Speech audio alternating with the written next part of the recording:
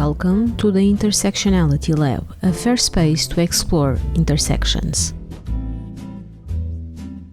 Hello and welcome. I am Inga and with me is Anna-Katharina today. This episode will be an unfiltered one, meaning that it's just an informal talk between our team. So today we want to talk about financial literacy. And just to give you a first introduction to financial literacy, did you know that only 18% of the EU citizens have a high level of financial literacy? According to the Eurobarometer survey from July 2023, most Europeans have a medium or low understanding in basic economic concepts. This is an average across all European countries, meaning that there are significant differences. While the Netherlands and Sweden, Denmark and Slovenia rank higher, many other countries lag.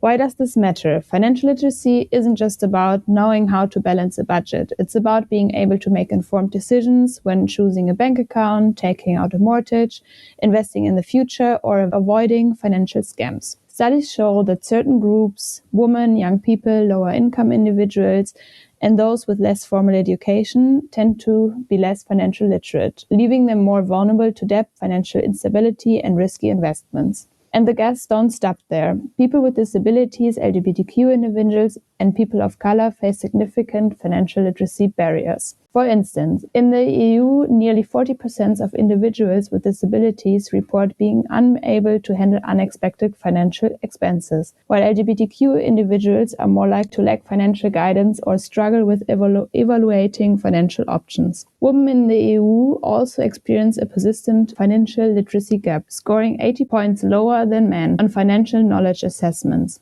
These disparities are not just about knowledge. They reflect systemic barriers to financial education, employment, and wealth-building opportunities. With inflation, rising interest rates, and increasing complex financial world, understanding of money has never been more important than now. So today, we want to break down what financial literacy means in our daily life, why it's crucial for well-being, and how structural inequalities shape access to financial knowledge. So, to get started, how would you define financial literacy for yourself, and how did you perceive it over your life so far? First, my definition of financial literacy, it's the knowledge not only to do basic financial tasks like budgeting, but also how to navigate the bank system and investment. But I must confess that it's a learning curve, and it's still a learning curve for me. Although I had some kind of education on the basic tasks, for example, what to do with your paycheck, how you should proceed, how you should do savings. By basically watching my grandparents, it was curious. It was not something that I got from my parents, but from my grandparents. And the first time that I've heard about stock market and investments was actually through my granddad, but I don't have a big amount of knowledge on the investment part. So I can navigate the bank system in regarding savings and bank accounts for savings, for example. But regarding investments, it's an area that I'm still learning, and unfortunately I'm in my 40s, and I think it would be better for me to have that knowledge like in my teens, basically. And what about you? What's like financial literacy means to you, and how you approach it? And Yeah, I mean, I think I would say more or less I'm on the same page as you. It's funny because I also, like, my first saving account at the bank was my grandfather who opened it with me. But it's like, and I still have it. And this year I have to change it to a digital format because I don't know if you know these books where you have like these saving books and you always have to go to the bank. And last year I went to the bank and they were like, why do you still have this? It's quite outdated. You can have it like in a digital format and with better conditions and so on. Was just like, yeah, I didn't know, because this is how I also perceive financial literacy. I think overall, I started this year like reading more about financial markets, about money, and kind of because I never approached these topics and no one told me how to invest, how to do anything. And then I thought, okay, because I know that my grandparents did, but I know that also my father was not trusting banks at all. So he kind of avoided all these topics and never talked to us about it. But then I asked my brother, who grew up in the same household, no, with the same parents, and he was just like, no, of course I know how to invest. I also do this and this and this. And I was like, how do you have this knowledge? I was like, yeah, I talked with our father about it. See, and then like for me, financial literacy is something super, I don't know, superficial. For me, I never thought about it. I know how to save some money and then just spend it. No, so I think this is not the issue. It's more about for a future perspective. I have no idea in the end and how to secure myself. And I think to define financial literacy for me is kind of like this, that you have the competence to take care of yourself without another person, with also unstable markets, with housing crisis or so on, no? So that you kind of like build a security network by yourself that also, I don't know, gives you maybe a retirement plan or a debt-free retirement plan at one point. But do you have any kind of like, did your parents talk to you about when you were little or give you any kind of exercise on saving, for example, or how to budget? Because my own experience was, it was not like my dad or my grandparents sat me and like, you have like this amount of money per week and like you should do this and this and this, right? It was a little bit more organic. So I had like my weekly allowance and seeing my grandmother doing the household finances. So for example, at the end of, because she was a stay at home mom and grandmother, she took care of the house. So she was like responsible for the food, for the bills, for everything. So my granddad actually gave her money at the end of each month for her to do that. And I saw her budgeting this. Actually, it was really funny because from the money, she could also save for herself.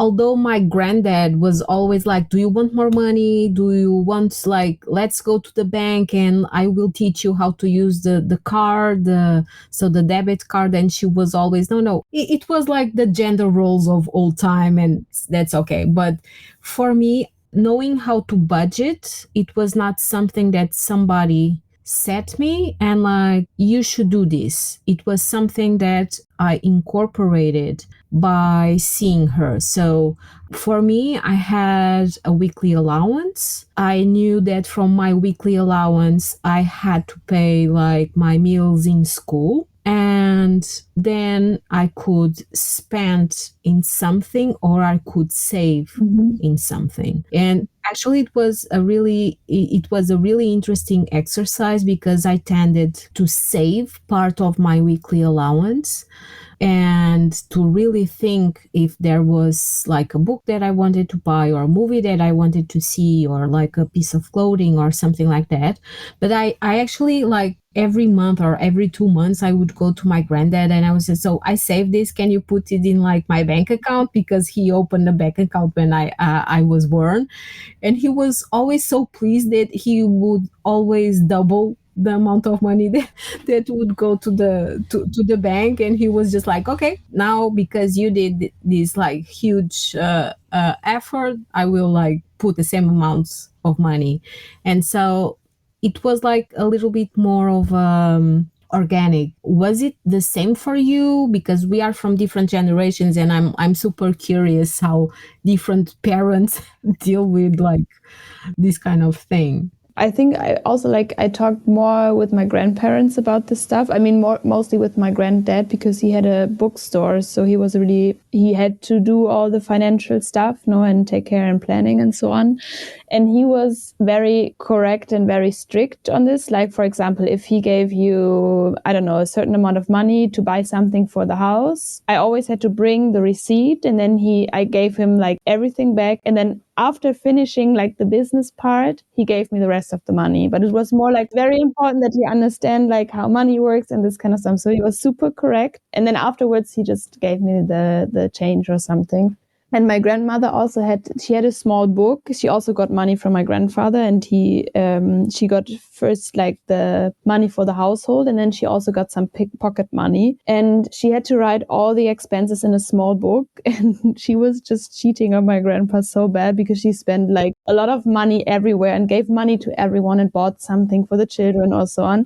And he knew this, but he was just like, yeah, I mean, I know my wife. So she was in a way like in a smart play. She spent a certain amount on washing powder, and he was like, this is not true, this can't be true, we're not buying so many washing powder or like whatever. And with my parents, we didn't talk that much about it. I also got pocket money, and then if I wanted to, I don't know, a book or something, we were always negotiating. If I had certain savings and I was like, but I don't know, I have 25 euros missing, so what can we do? And then I think my parents were always very open to either give me a small loan and I had to pay it back just to a certain amount or something like this. So it was more like, in that sense, kind of like teaching also on the practical side. So kind of how do you spend money? Think about how much pocket money you get. So you also have kind of a limit, no? How much you can spend. So it's like you can spend or buy something that is in your budget and not super. Otherwise, you have to save money or you ask for help or so on. And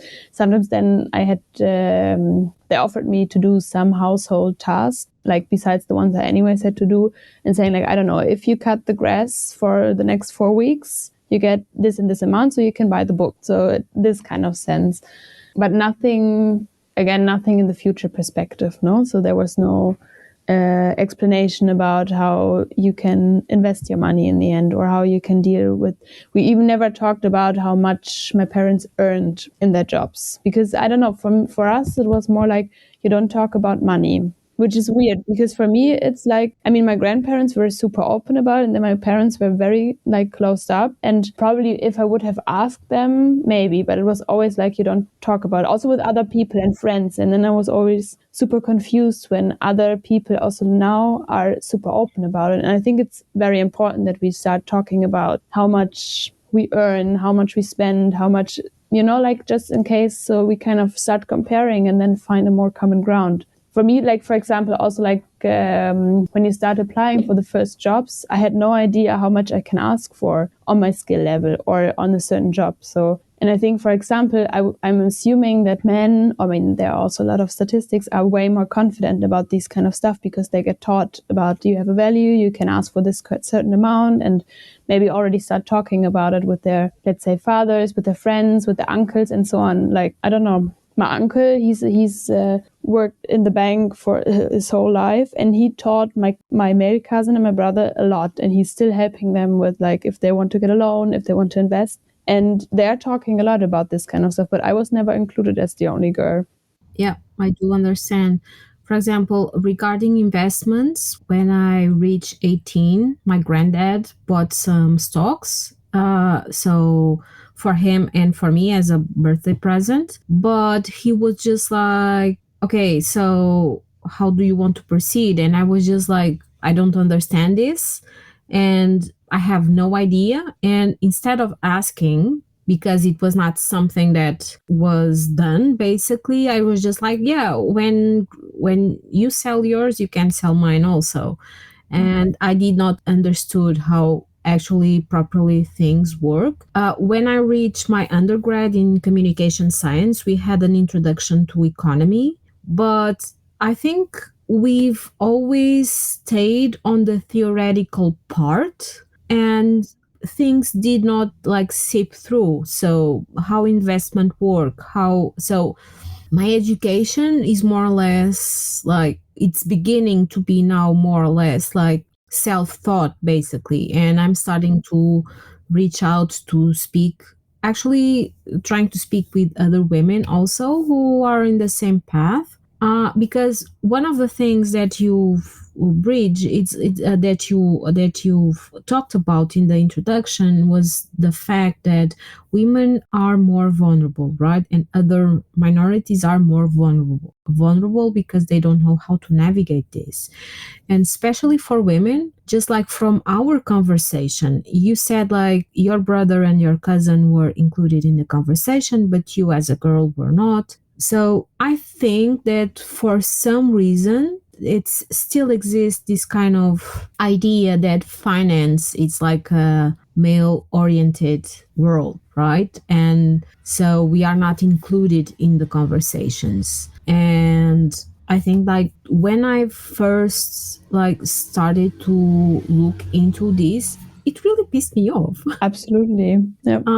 Because it continues to leave us as women and as other minorities in a frail state, right? For example, even nowadays, it's more difficult for a woman to get out of a tough relationship because she cannot be like financial stable that is for a man. So this financial literacy aspect does have like a very serious repercussion on women's lives, right? Yep. On the way that they can be free to choose either the relationships where they are on or the jobs that they take or they want to leave. So yeah, it's something that I'm super invested in learning and learn how to navigate. Yeah. But I mean, also, I mean, when you want to kind of secure yourself, you also have to have the resources and the access to a certain amount of money, like an extra amount that is, you don't have to spend on all the necessities that you need in a month or for your children or people you take care of or so on. And I think especially women tend to have less extra money to just invest and spend. And then you also need the time because you didn't got raised with this knowledge and this skills of investing and how to deal with the financial things. And I just came across a study. I mean, it's a bit ironic, but that there's no statistics saying that overall men that are married are wealthier and more happy over the lifespan. And compared for women, it's the other way around. There's no statistic proving that unmarried women, they're usually wealthier and way happier than married women, like in average, because they don't have to, usually they don't take care that much as like in the marriage or then for children. And so they also have more time of like investing for themselves, taking care of themselves. And I find it quite ironic, no, that you have like this imbalance of that being in a relationship or like in a marriage with a man, with a cis man, that you kind of like what statistics says are less wealthy because you probably also start depending again on the male partner, or you kind of like, because I mean, it's also more comfortable if you never learned it. I mean, you have to start reading about it. You have to find the time to kind of engage in the knowledge. But if you already have a partner doing it, it's nice, no? Like, I mean, it's nice in a way of like, you don't have to care about. But in the end, as you say, like, it's more difficult then to leave the relationship again because you don't have the knowledge. You're not able to build up your own wealth somehow and so on. And I think like the fact that it's still taboo to talk about money, it can be difficult even in relationships, in like close relationships, because I think that people don't even think consciously about this when they enter a relationship and they go live with someone to talk about finance. So what are your views on like savings? What are your views in investment and all of it? I do question the well-being of a relationship where these kind of like conversations are not like put in place, because although it's a practical aspect of somebody's life, it's an important part to discuss if they have their own investment separately, if they want to invest both of them, what kind of partnership regarding finances do they want. So, and I think like for us women, we are taught or we don't introduce these kind of conversations within a relationship because it's unpleasant or they don't want to talk about stuff. So I think like it's a loose situation for women and for other vulnerable groups, basically. And that's why I think, and I also started to talk with some friends about it, that how you can build security networks within friendships and within groups of people, because now I'm in the age of we're starting to have our jobs and our first earnings, but that you also have something to save, and maybe you already start developing a plan where you want to be in 5-10 years. And then last summer I was on vacation with two friends of mine that I know from school, and we also talked about financial literacy and saving and so on, and where do we see each other. And then we said but in the end, we're friends since 15 years almost, and we still want to continue this friendship, and we could also think of having a future perspective somehow together in a shared place. So why don't we start saving money together? Because it's so uncommon. Especially in heterosexual relationship, it's quite, at one point you start saving for something together, no? And even though you don't maybe talk about all your financial situation all the time, and as you said, no, it's uncomfortable and you don't always be very transparent about it, somehow you talk at least about what do we want to do in the next 10-15 years, if it's kind of a relationship you want to stay in, no? And you don't do it with friendships. But then I was just why most likely it is that certain friends will stay, and romantic relationships, say some stay, some not, so it's, why not saving money and make a future plan with friends or a friend group, and then thinking of how we want to save. And actually we started because once a year we are doing a vacation together, and we have one friend had an old bank account she wanted to close, and it was okay, how about we try it for 1 year, and each month anonymously we kind of transfer some money that we have left for the vacation. So we just collect kind of a pool of money just for the vacation. And it doesn't matter how much you give. Sometimes you can give €5 and sometimes you can give 10 or 15 euros. But then in the end, we just have a shared pool, and then we can see what we want to do. Because we always have this situation also, you always have the imbalances, no? Someone earns more or less. And then why does everyone has to pay the equal amount, even though there are differences in paying? And I think this is also a very important point in our society and how it is perceived, no, that you earn something and it's yours. And then if you do a vacation or a trip with a friend, for example, everyone has to pay the same amount, no? So for me, way nicer to say okay, everyone can give maybe 5% of their earnings, and then you can see what you can do with it. And if it's a camping trip, it's a camping trip. Yeah. So thinking with a community base, I think all of this, it's also related with the system that society is put in place. So a highly individualistic system, capitalism that is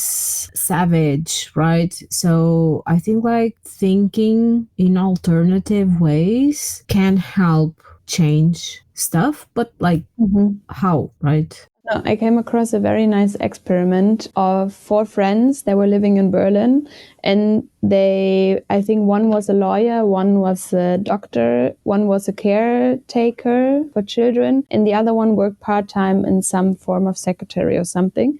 And they were living in a flat, and they decided to have one shared bank account, and all the salaries are just going on this one bank account. Everyone has a card, and everyone can spend whatever they need during the month. And I think there was a limit of €150. When you want to spend more, you have to discuss it with the group. But other than that, it's kind of shared money. There's not a certain percentage or whatever. And then they just said let's try it for a year, or I think, and then they extended over 3 years and started doing it. And they kind of reported every month, or came together and then reported and talked a lot about it, how they felt about it. And it was interesting because especially those who usually earn less in their jobs and profession, even though they work exactly the same amount of hours than everyone else, no, felt very uncomfortable in spending other people's money without being other people's money anymore, because you agreed on it's a shared value, no? But it's so internalized that it's your money, even though, I mean, it's just an unfair system that people get paid a different salary even though they work the same amount of hours. Yeah. But it was very interesting. And then at one point they also started saving from their salaries together. And I think they also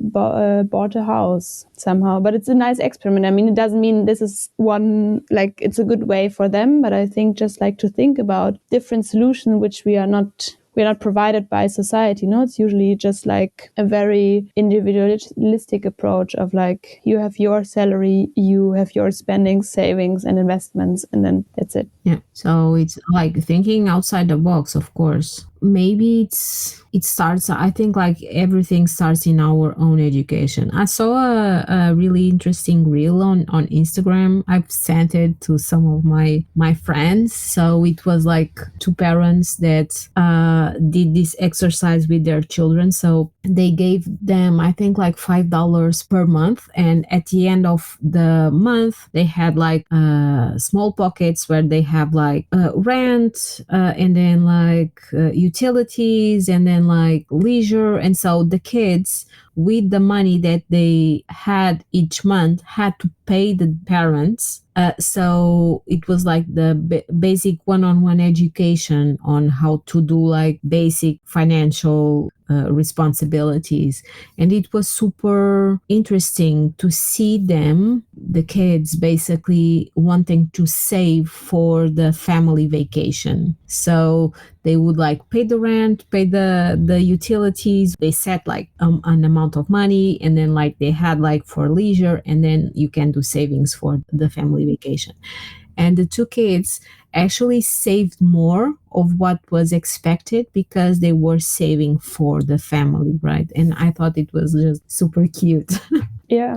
And I mean, if you learn from a young age, you kind of get super confident in your adult. It's the same, like, how can you do smart taxes? Like, how can you do taxes in a smart way that in a lot of things? And I think these kind of things, doing taxes, how to deal with money, doing savings and so on, should be taught in school, starting from a very young age. And I mean, children can understand it quite early. Yeah, you just have to adapt the language, of course. Yeah. And yeah, I think it's a huge vacuum that exists in education nowadays, because it's a tool that allows you to navigate life, basically, and especially for women. Yeah. And how, because you said earlier that you are trying to start building up the knowledge and kind of educate yourself on financial literacy. How do you do that? So I started to actually from a YouTube channel. No, actually the first time that I had this urge to learn more about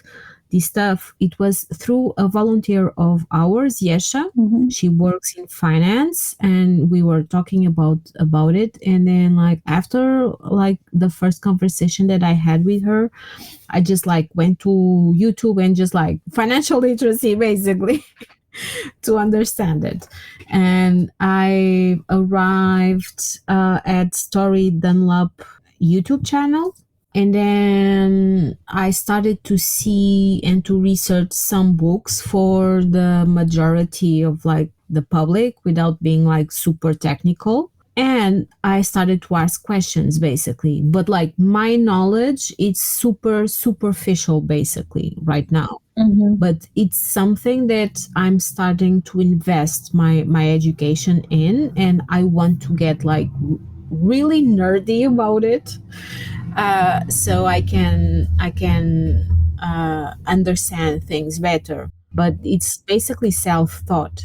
I did not take a course. I did not like, it was basically like asking, reading, trying to understand the basics. Yeah. And how, because you also said that first when you, like, your grandpa for your 18th birthday gave you some shares. Yeah. Shares that you said, like, you know, you can handle them for me. I don't know how it is working and so on. But could you say there were like specific changes, for example, the talk with the volunteer Yasha and so on, but like in your personal perception of like someone else can handle it for me, and then like the change to I also want to be able to handle it? Yeah. I think like it's something more or less that is also linked to the economic instability that Portugal had and some of the scandals that in the with the banks in Portugal that actually scared me. And for a long, long time, I was just like, because we had a huge, some huge scandals around investments and money being lost, and so some risky investments. People went to jail. Processes are still like going through, and I got really like scared, and I thought that this world was just like, why bother? I'm doing my savings and like the rest. But I did not understood that, for example, you can have money in the bank and it devalues basically. So for a long, long time, I had this misconception because I did not have the knowledge, right? So that was like the main reason. The fact that all of this stuff happened in Portugal with banks, and basically that's it. And I must confess that the fact that I never saw a woman, like for example, in media, or a teacher or a female friend talk about this stuff openly, I was just like, is it for me? And yeah, I'm trying to basically amend a lack of knowledge of something that if I had it earlier, I probably would had better like results, or I would have planned for things for my future differently, basically. Yeah, I think for me it was also like, I mean, I think already when I started to study, it was quite clear that we don't have to trust governmental retirement plans anymore, because there's so little that you have to either continue working the whole time, or you will go into a lot of poverty and not having enough money to cover all your at least necessities every month. So, I mean, like with this mindset, it was like, yeah, you anyways have to take care of this because you can't trust on the government. And also, of course, more and more scandals in banks and so on came. And then for me, it just changed because a female friend of mine, we were just sitting and I think we were having a coffee, and she was like, yeah, I just started to do an ETF course. And I was like, what is ETF? I was like, yeah, this kind of like investment funds, but like in a more secure way. And then she started to explain it to me and showed me their app and was like, this is smart. And I mean, like, you can also invest in like sustainable ones or like more ethically acceptable, let's say, because I mean, it's still in the capitalistic system, no? So I don't want to be ethically acceptable, but like more. And I was like, yeah, I think I still have to do it. And this is something very important, but I never took it super serious. But lately I had a dinner with friends, and then also like the topic of investment and financial topics came up, and all the cis male friend were just talking, and everyone just shared randomly how they're investing their money and how they kind of deal with their money. But like, I don't know if any of you, like some of you maybe have some knowledge, but it was also just this typical mansplaining of how they invest. And then a female friend of mine, and she has a lot of knowledge in this topic, she just interrupted them and like clearly stated in 3 sentences, which is a smart way to do it. And there are many, many ways, but this is kind of a safe, good investment plan, especially for women. And all of the male friends were just looking at her and ignoring her and kept on talking. And then she was just like, okay, what the fuck? And then I couldn't say anything because I have no knowledge about it. And that was the point again. I was just like, no, no, no. Next time I want to have knowledge, and next time I'm interrupting them. Yeah. Of course, let's make a pact. Let's like educate ourselves. Yep. Only like to support our sisters in like bridging that authority gap. Be on her back and just saying like, no. So, but it also took me a bit of like, I think, pride to, for example, ask my partner about it. I mean, he studied economics, so he knows a lot. But for me, it was also kind of a pride not talking with him about it, or like asking him to explain me the system, because it's again, and then also like, but then it was also, but it's unfair because they have these resources. Why shouldn't I take advantage of it? So now I'm just asking a lot of friends who has some experience, and then over the internet Yeah, you know, I would love to have a conversation with a man and see his perspective on women in finance. Of course, I would love to have other conversations with other women who are actually working within finance, Yeah, but like I would love to have a male perspective because this authority gap is real. it is. We can set it up. I think it would be a great idea. But I mean, even the friend who claimed in the beginning, I have no idea about investment, was more hurt than the friend who had obviously a lot of knowledge in this topic. So this was the motivation for me to like, now we have to get into it. It's a deal. We will have more episodes with people with knowledge within finance, and like Yeah. let's set up some episodes, some regular setups, Yeah. episodes on this topic because I think it's super useful. Yes. Is there anything you would like to share for before we would go to the next or the last segment? No, I think like the main idea it's like the importance for us to educate ourselves, to have those tools available for us, either for women or for other groups that are more vulnerable regarding like the financial aspect of life. And I think like we should really, as a group, we should really start to think about how we can also not only educate ourselves, but how we can help communities basically dealing with this. So I think like we should brainstorm things on this educational aspect of things basically. Yes, for sure. And what about you? Do you have any like final comments or? No, I think this conversation was a good entrance to like, okay, we have a huge gap in knowledge and access to knowledge about financial literacy, at least in the natural way of like just getting taught by our families or by whoever. But I also agree. I mean, there is a lot of resources already in the internet. I found very nice podcasts in different languages from woman for woman, for example, to talk about how can I build up from each situation. And then they do episodes for like specific life situations and explain how to start saving money in this life situation. What are possible ways? And then kind of so on. And you can even text them and say like, hi, I'm years old and I'm in this and this and this, and I would like to save for whatever. And they kind of start helping you in a process. And they're like step for step investment plans and so on. So there is already a lot. So we just have to spread it, have conversations about it, and engage each other. Yeah, and it's let's try to collect those resources to live in like in the resource parts of the episode, so everybody can click and explore at their own free will. So yeah, I think it's nice. Yeah, and I think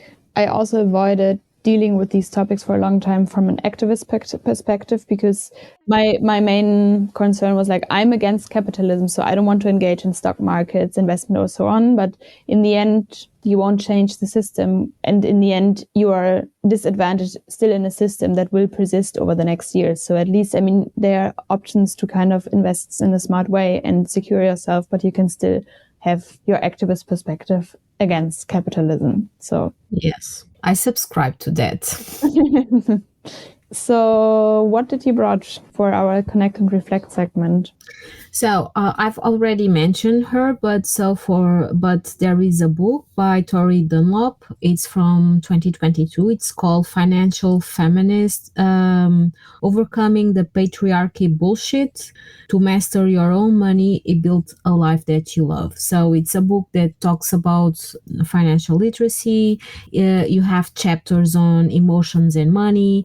You have chapters on spending, on the financial game plan, like chapters on debt, investing, and earnings. So it's a nice book to have like as an introduction. Mm-hmm. Yeah. And what about you? What have you brought us? I also brought a book which is on my next to my bed already, and I started it, but it was a recommendation of a friend of mine, and he's like very good in statistics and in the visualization and data gathering processes, and it's more on a like, I mean, it is related to financial literacy, but the book is called Thinking Fast and Slow by Daniel Kahneman.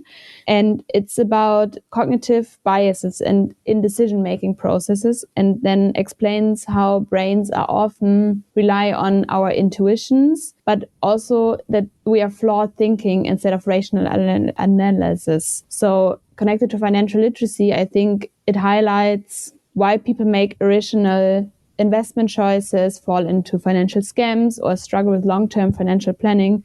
And it kind of gives you this, okay, how can you avoid making too fast decisions when you start, I don't know, you want to buy something, you want to invest, you are thinking about long-term perspectives. So I think it can be also a good starting point of also understanding how biased we are by advertisement, by media, by numbers, and so on. So I think it could be nice. Yeah. I got curious now. Yes. When I finish it, you can have it. Okay. Yeah. Let's exchange books. Okay. So then I would say thank you very much for this conversation. I think it's a very good starting point, and let's keep on planning and setting up more about financial literacy. And also thanks for listening, and see you next time. Thank you very much. Thank you. Thank you for listening to the Intersectionality Lab. If some terms or topics made you curious, check out our website. Maybe some of the resources will keep your thoughts rolling. Meet us where the lines cross. We are a non-profit research center working on human rights, gender equality, and active citizenship. And this podcast was created with the support of our team.